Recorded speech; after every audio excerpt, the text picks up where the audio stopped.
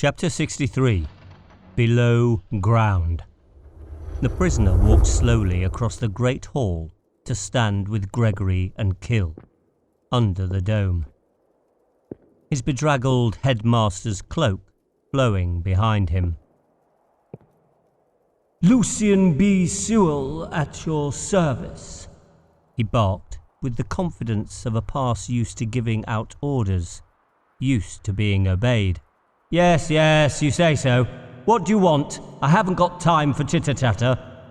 I believe we should have this conversation alone, Lucian replied, with a sidelong glance at Kill.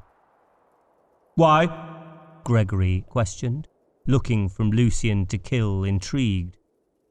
Kill shrugged his shoulders, not knowing, not caring. They'd never met each other before. Well, nothing personal. I just believe that moments of bad deeds should be done in a private.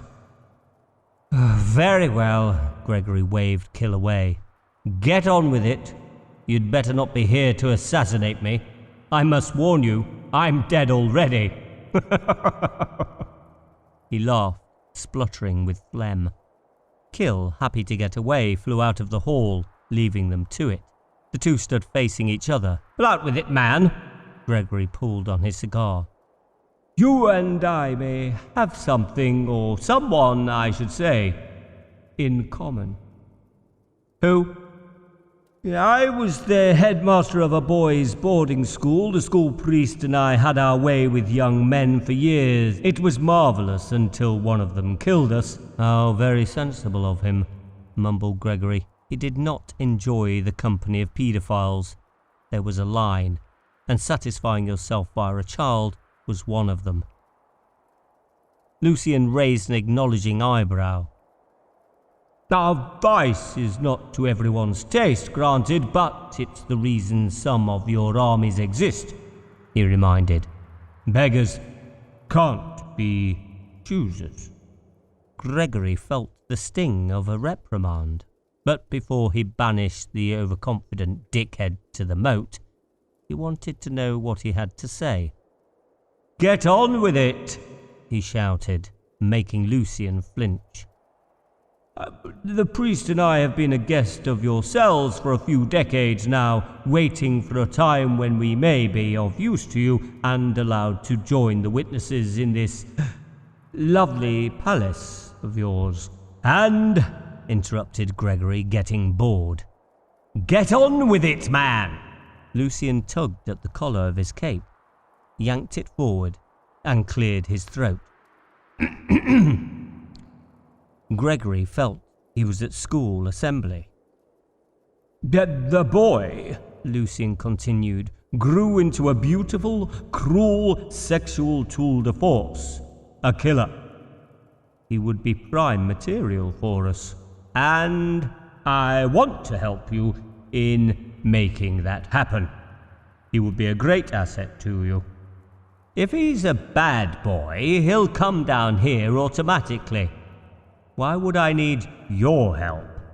Well, it has come to our attention that a fallen is looking out for him. I fear they are trying to take him from you. It would be a shame for us.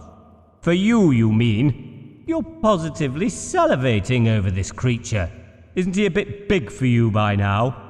Well, tastes change.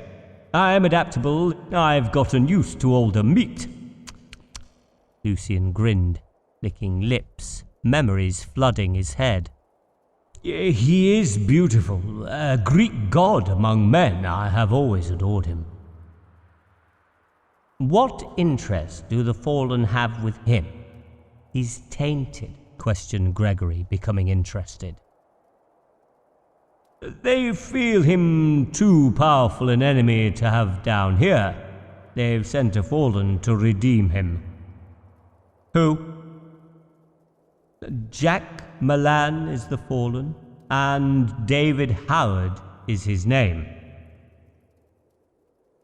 Kill, leaning against the wall of a nearby hallway, rocked his head back against damp stone and grimaced. Here we Mr. Sewell? How very interesting, grinned Gregory. I think we have a lot to talk about. You could be of use to me after all. Is the priest still around, guards? Lucian smiled nervously, pleased to be of use, but not understanding why the guards were being called. Yes, he's waiting for me in the atrium, but... Two guards ran into the hall and lined up either side of the confused headmaster. Take him to a dry cell, and grab his friend en route. Gregory waved them away, turning to take a leisurely puff on his cigar. But... shouted Sewell, being dragged away. His protests of no use. Gregory's attention had already moved on from the pompous headmaster.